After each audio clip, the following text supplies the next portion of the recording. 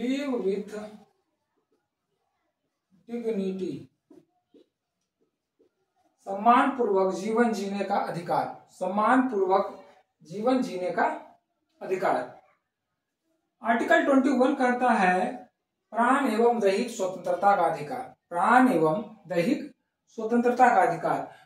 गोपालन केस में जो था प्राण एवं दैहिक स्वतंत्रता का अधिकार, एमके गोपालन वाला जो केस था वर्सेज यूनियन ऑफ मद्रास से जो संबंधित था केस एमके गोपालन वाला में, उस केस में जो कहा गया था कि आर्टिकल 21 यानी प्राण एवं दैहिक स्वतंत्रता का अधिकार महज अनुच्छेद 19 में जो अधिकार दिया गया है व्यक्ति की स्वतंत्रता के अधिकार का ही एक रूप है, बस उसी के तरह एक अधिकार है।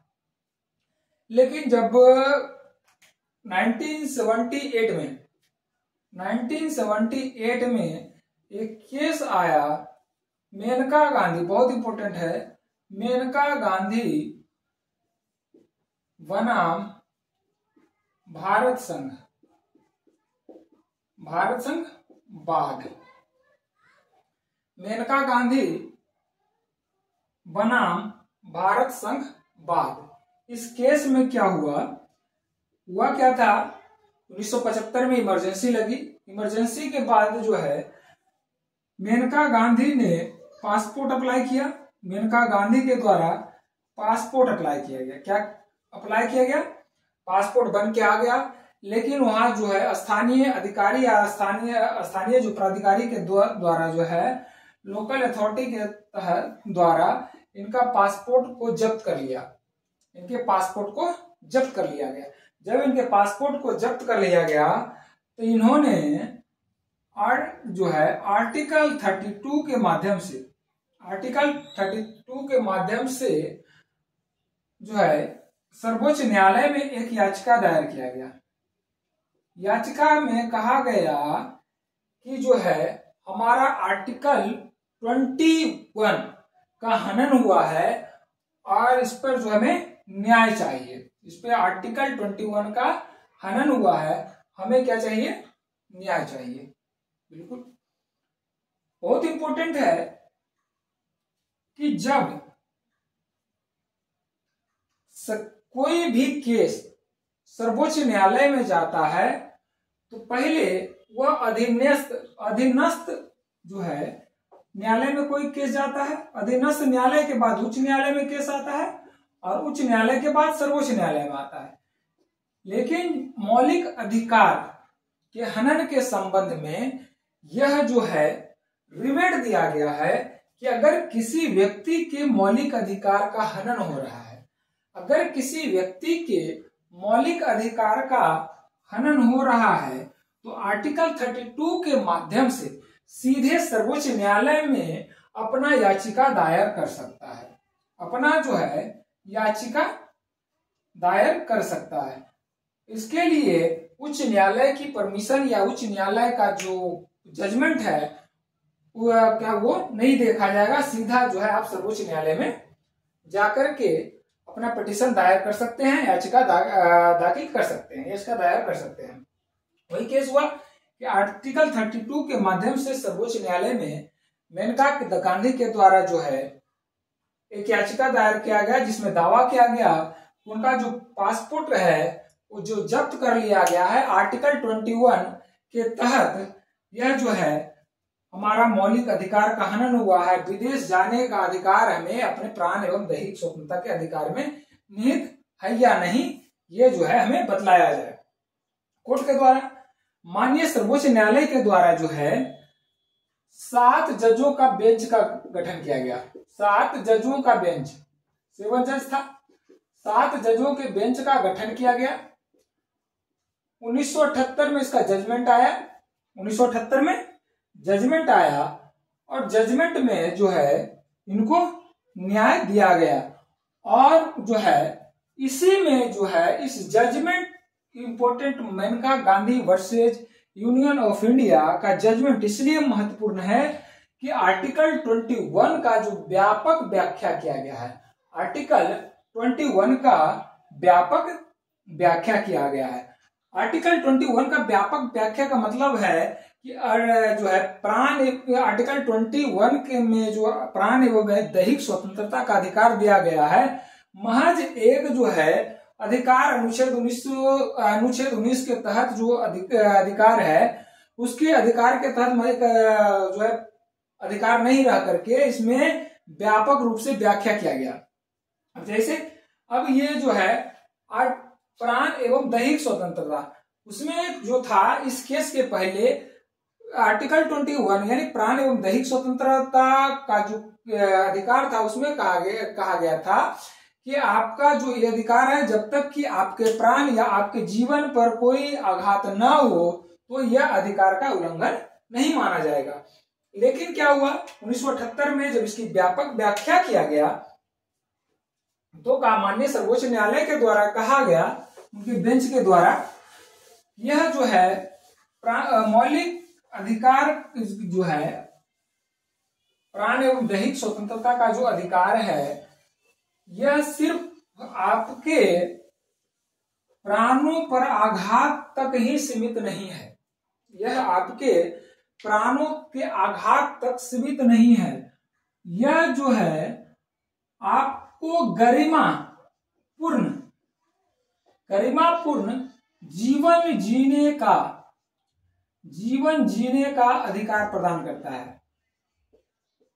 जीवन जीने का अधिकार प्रदान करता है। Right to live with dignity. आपको गरिमापूर्ण, आपके डिग्निटी पर आघात होता है, अगर आपके गरिमा पर आघात होता है तो आपका आर्टिकल 21 में जो मौलिक अधिकार दिया गया है उस पर आघात होता है, और इस आघात पर आप माननीय सर्वोच्च न्यायालय में अपना पिटीशन दायर कर सकते हैं। राइट, गरिमापूर्ण जीवन जीने का अधिकार प्रदान करता है। दूसरा,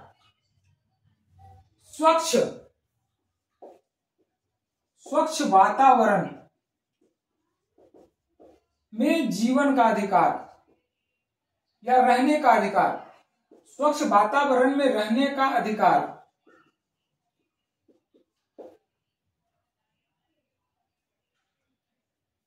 लिव विदाउट पॉल्यूशन या फ्रेश एयर, या जो है आपका जो स्वच्छ वातावरण है, इन्वायरमेंट, फ्रेश इन्वायरमेंट में आपको रहने का अधिकार प्रदान करता है।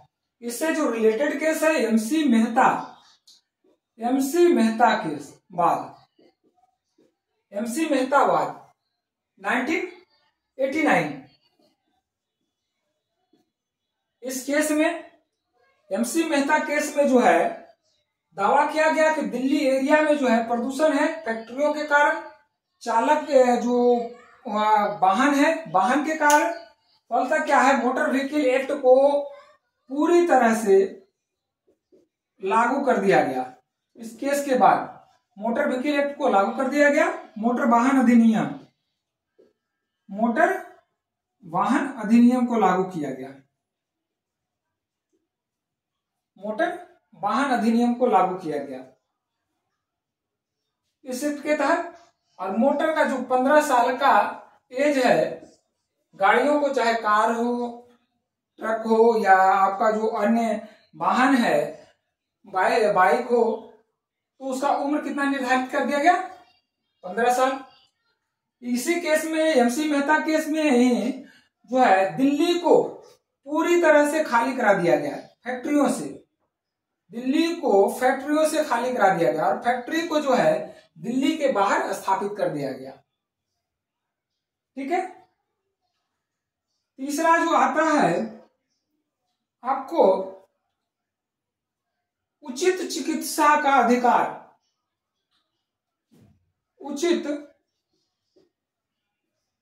चिकित्सा का अधिकार।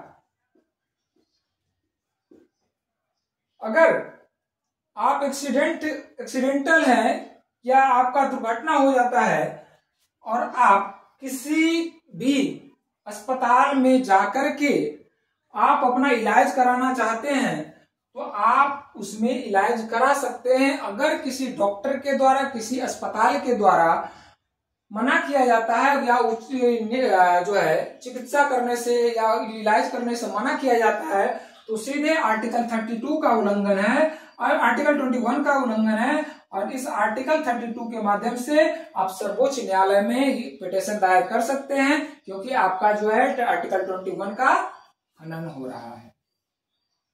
राइट। आधारभूत सुविधाएं पाने का अधिकार। आधारभूत सुविधाएं पाने का अधिकार। आधारभूत सुविधाएं पाने का अधिकार। आधारभूत सुविधा क्या होता है? शिक्षा, चिकित्सा और आवास। शिक्षा, चिकित्सा और आवास पाने का अधिकार आपको आर्टिकल 21 में निहित है। आर्टिकल 21 में निहित है। इसका जो जजमेंट था Maneka Gandhi versus union of India का जो जजमेंट था उसमें एक ट्रायंगल जजमेंट के रूप में भी जाना जाता है। उसका देखिए,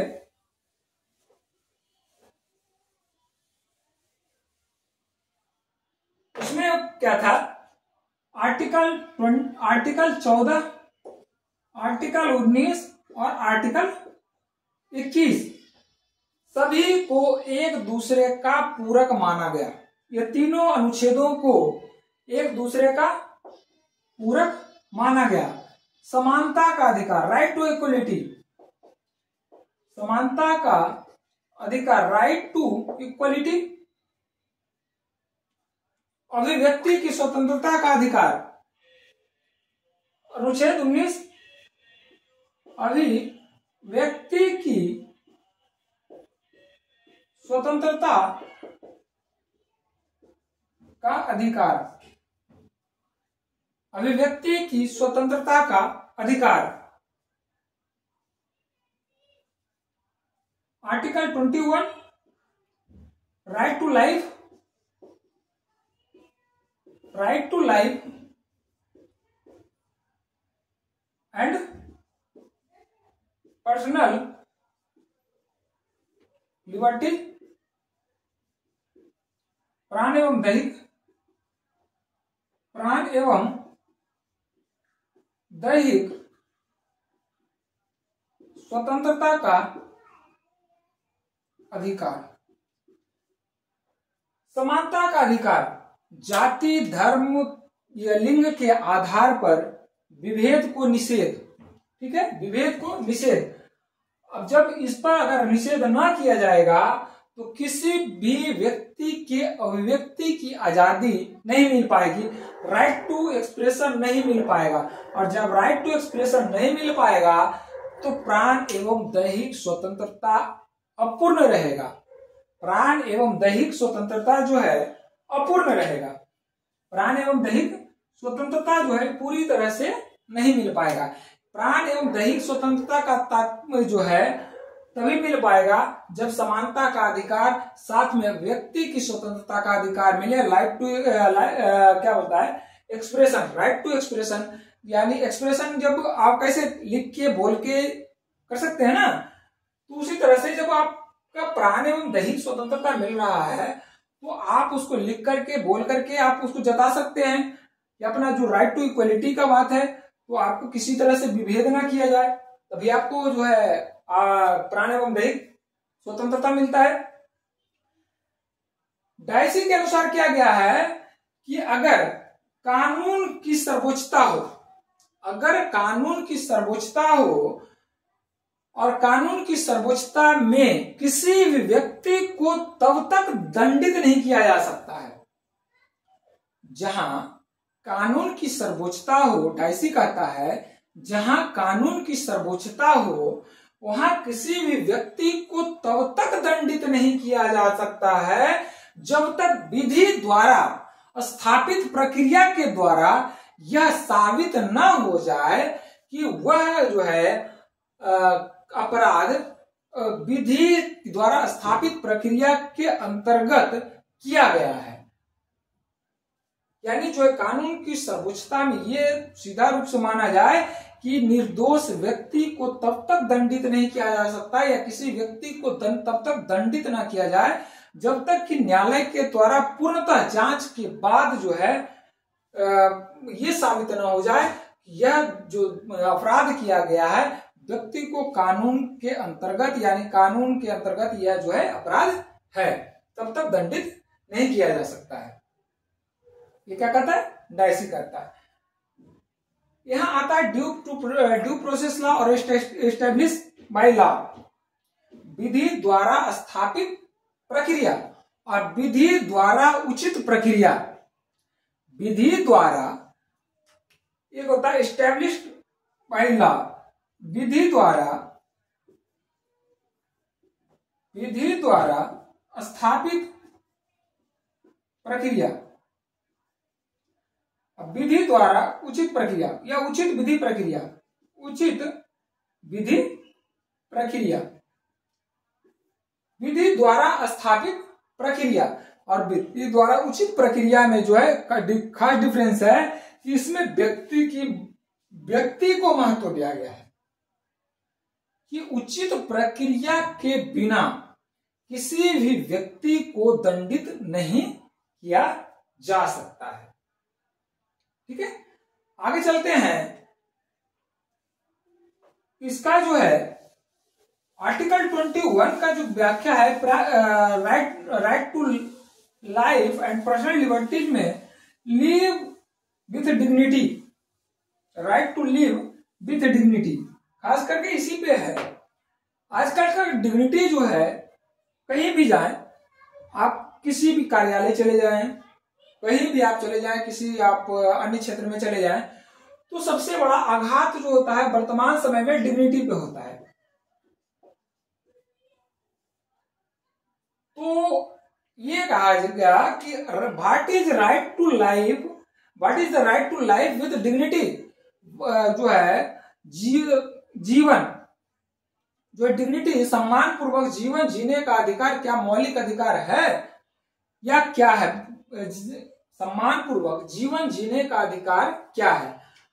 डिग्निटी के साथ आर्टिकल 21 प्रदान करता है कि डिग्निटी के साथ आप जो है अपना जीवन जी सकते हैं। अगर आपके डिग्निटी पर कोई आघात किसी व्यक्ति के द्वारा या किसी व्यक्ति के द्वारा, चाहे वह प्राइवेट हो, व्यक्ति के द्वारा या सरकारी हो, यह सभी पे लागू होता है। ऐसा नहीं है कि सिर्फ सरकारी पे लागू होता है, यह प्राइवेट व्यक्ति या संस्था पर लागू होता है कि किसी व्यक्ति के डिग्निटी के साथ छेड़छाड़ नहीं किया जा सकता है, या छेड़छाड़ अगर किया जाता है तो आर्टिकल 21 का उल्लंघन है। और आर्टिकल 21 का उल्लंघन से आर्टिकल 32 के माध्यम से जो है सर्वोच्च न्यायालय में जो याचिका दायर किया जा सकता है या याचिका दायर किया जाएगा और सर्वोच्च न्यायालय के द्वारा उसे दंडित भी किया जाएगा।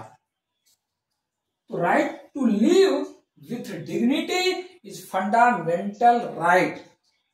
ठीक है, आपके डिग्निटी के साथ, चाहे वो सरकारी कार्यालय हो या किसी निजी संस्थान हो या सरकारी व्यक्ति हो या सरकार जो कोई निजी व्यक्ति हो, आपके डिग्निटी के साथ किसी तरह का भेदभाव नहीं कर सकता है। ये ट्रायंगल जो जजमेंट था आर्टिकल 14, आर्टिकल 19 और आर्टिकल 21 का जो सम्मिलित रूप था Maneka Gandhi versus union of India के केस में 7 जजों का बेंच जो है अपना फैसला 1978 में सुनाया था। इसी में एक आता है, बहुत इंपोर्टेंट है कि कोई व्यक्ति जो शिफ्टों में काम करता है, कोई भी व्यक्ति जो शिफ्टों में काम करता है उसे जो है सोने का अधिकार, सोने का अधिकार भी उसे प्रदान है।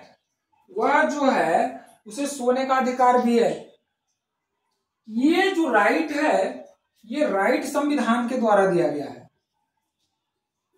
आपको पहले ही बता दिए थे कि फंडामेंटल राइट्स एक होता है संवैधानिक अधिकार, एक होता है नैसर्गिक अधिकार।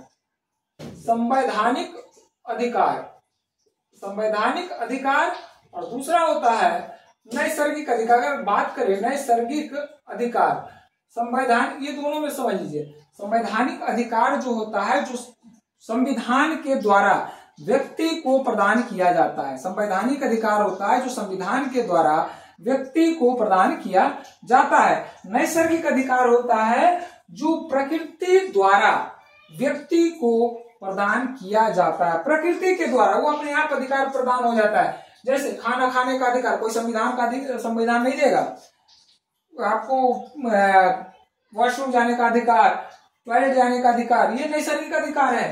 सोने का अधिकार भी नैसर्गिक अधिकार में है, लेकिन कई जगह जो है दासों का व्यापार होता था तो सोने के अधिकार को भी छीन लिया था, लेकिन उसे जो है संविधान में शामिल कर दिया गया। संवैधानिक अधिकार होता है सम्मान पूर्वक जीवन जीने का अधिकार, भेदभाव से रोकने का अधिकार, बलात्कार से अधिकार, बेगार से क्या होता है निषेध का अधिकार, आपको किसी तरह का भेदभाव का अधिकार, समानता का अधिकार, स्वतंत्रता का अधिकार, धर्म मानने का अधिकार, ये संवैधानिक अधिकार है। नैसर्गिक अधिकार, सांस लेने का अधिकार हमारा नैसर्गिक अधिकार है। कोई